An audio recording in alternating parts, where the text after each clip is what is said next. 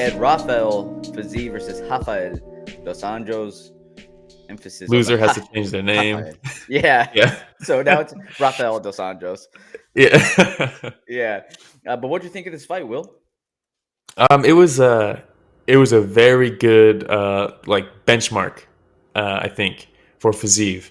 Because Yeah. going into this, there's a lot of questions still, kind of like, obviously he's a very good striker, but the two biggest questions are like, what's his gas tank like in a 5-round fight, and how's he going to deal with someone who has not just like good wrestling and grappling, but someone who has, won a belt with good grappling. And I think he passed him pretty well. He passed both tests pretty well.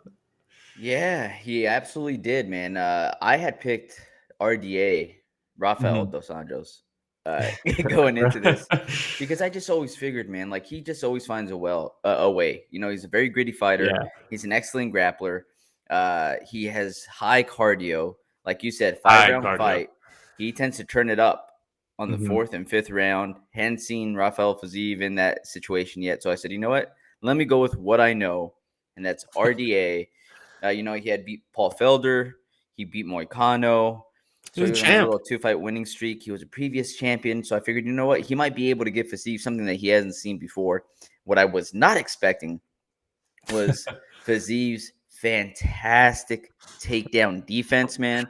Over 90% success rate in preventing the takedown, his Yeah, sprawling, and then his urgency around getting the underhooks, man. Like right away, he would still be in sprawling position. He reached for the underhook, and as he's standing up, he's pulling RDA up at the exact same time. He just did such a yeah, fantastic job with him, and I truly believe that was the biggest difference maker in this yeah. fight. Because you could tell. RDA's game plan was clearly use the hands to set up the takedown, put this guy on his back. We haven't seen him on his back. Put him down, and he kept trying. He got 2 takedowns Mhm. throughout the whole fight, but obviously that first one he kind of just sat it down real quick, and then Fiziev was right back up. Still counts, but Yeah. not really. It doesn't have much weight to it. The second takedown was much bigger. Ended the round on top. Had a decent minute or two of control time, but couldn't do anything with it. The entire time he spent on top was to just keep him in position. He couldn't really advance. He couldn't land anything of his own. Just kind of held him there. But then there was 14 other takedowns that were stuffed. That's wild against It's RDA. insane, man. Yeah, Against RDA. And you know what? It's a good game plan from RDA. Going yeah. up against That's what Fiziev. I Like, would. that's what you're going to want to do. Yeah, obviously you don't want to stand with them because look what happens. Here we have a Yeah. picture of RDA getting knocked out. He's like, I'm training in Brazil again. This guy's Yeah, training in Tiger Muay Thai in Thailand. Like, how where much is he USADA really doesn't working go. on his? Yeah. No man's land for USADA for sure. Yeah, But for me, I was thinking about, I was like, well, that's what you would want to do if you're RDA. You're going to want to 100%. clinch him up, put him up against cage, take out that distance completely, right? Make Hmm. it a dirty fight. And unfortunately for RDA, it's the fight doesn't start off that way. After they break, it Yeah, doesn't start off that way. So Fiziev's still going to have some pockets and moments where he can sneak in some striking. And so dude, that jumping knee. the jumping knee, They must have the seen something in RDA's in his style that jumping knee was there because he landed it like 3 or 4 times. And so this is the crazy thing, right? Like RDA's, or not RDA, Rafael Fiziev, just his The other fight Rafael. IQ. The other Rafael, Yeah, and he's mixing in his strikes so well. He has RDA guessing on what's going to come next, and even though he landed that knee 3 times, that setup for the left hook, he fakes yeah, the jumping knee, he fakes the right, and then comes in with a left hook right on the chin, man. yeah, and it kept It was landing. beautiful.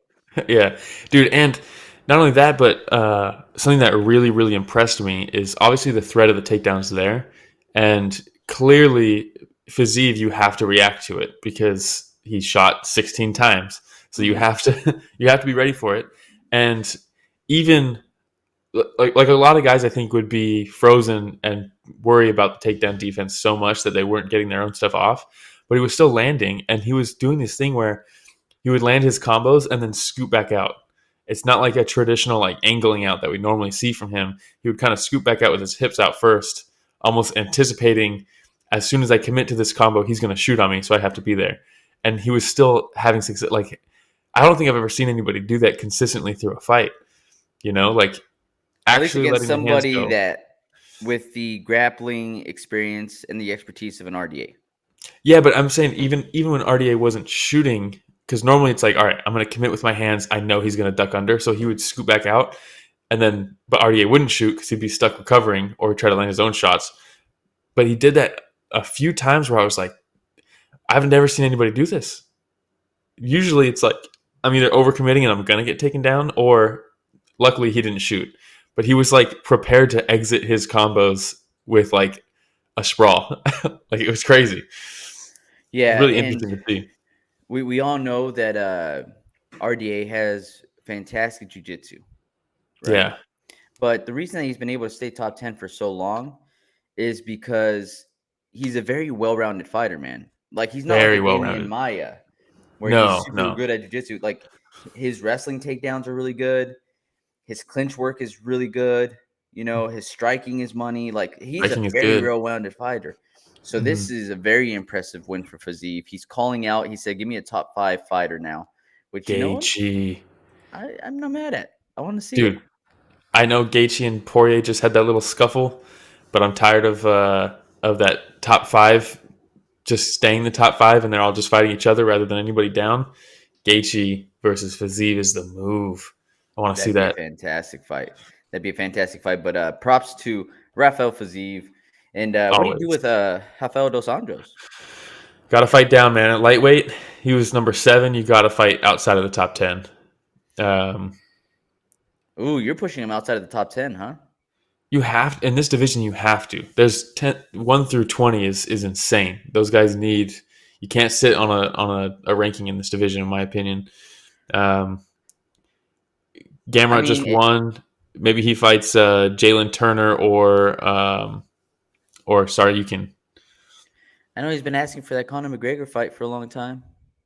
Yeah, they were supposed to fight a long time ago, and then we got the Yeah, biggest, coolest upset I've ever I think seen. that's where we got the red panty night line from, right? From Was it Conor that McGregor. or probably? Yeah, that's Yeah, when we got yeah, the yeah. That's also when we got the Nate beatdown. yeah. That is that. But yeah, Thanks, I RDA. mean, I RDA. Uh, I still think that he has a chance against a lot of these top 10 opponents. I mean, he was very close. If he didn't get finished in the 5th round, the scorecards, what were they? Uh, Derek clearly had it even going into the 5th. Sal Diamato had RDA winning the 4th, but that's it. And Camijo had same thing. So he would have needed a finish in that 5th round. But it's crazy, man. If you looked at the end of the 4th, you would think, oh, man, Fiziev is totally gassed. He just got held down for the first time in the fight. RDA is going to swarm on him this next round. But then the 5th started and Fiziev was on his toes again. He's moving, he's fainting. And I was like, oh, shit. Like, I wonder if he just accepted the takedown and just wasn't really. Conserved energy. Yeah, yeah. And I mean, he because, probably man, felt like he was up on the scorecards and thought, you I know had what, him. why expel a bunch of energy right now? Yeah, I had him with the first 3. Also, I thought Mark Smith probably could have done some more separation against the fence. Mm. Uh, there was a few times where it was like, all right, maybe not. No, maybe don't give 3 warnings that for separation on the fence. Were you fine with stoppage? Live, I wasn't. Live, I was like, what are we doing here? We just watched Malarkey versus Johnson, where they both got dropped in round 1 and took more shots than this. But on the replay, it looked like the follow up shot that RDA took when he was on his back was pretty bad. I'm okay. And he, like, after the fact when the fight was over, it like took him a while to even like kind of register what was happening. So I thought it was a fine stoppage. Live, I was like, what are we doing? Yeah. I hit twice. Yeah. No. And Rich, if you could put that last picture back up from that fight, exact same thought that you had at first. I was like, what's going on? Early stoppage. But then there's this natural human tendency, right? Where when you get rocked and your hands go straight up like that, where Yeah, he's no yeah, longer with the tight guard up against his head, and like trying to avoid shots, like your hands just go up saying, "Oh God, please no more." yeah, And yeah, his head whips back, and I think after I saw the slow motion replay, I was like, okay, you know what? That's Mark Smith was right on top of it, man. Look at yeah, him, yeah, right on yeah, right top of it. there. He was ready to go. So, I think good job, Mr. Smith. good job, Mr. Smith. Let's do some separations more though. Hey, we focus on the good things, but also constructive criticism. You know what I mean? Why not? You know, Why not? why you always strive to be better. Always, dude. Hey, everybody. Ramiro and Will here. Thank you so much for watching that short clip. It's just a small clip of what we covered this last Sunday. Yeah, if you want to check out the full fight card recap, the link is in the description, and it's going to be on screen at the end here. Don't forget to go back and watch our fighter interviews that we have. And don't forget to tune in live every Sunday morning at 9 a.m. Pacific, 12 p.m. Eastern, and you can join in on the fun. Yeah, don't forget to like, subscribe, hit the notification bell. It goes a long way. All right, everybody. Thanks for watching that short clip from Story of the Fight.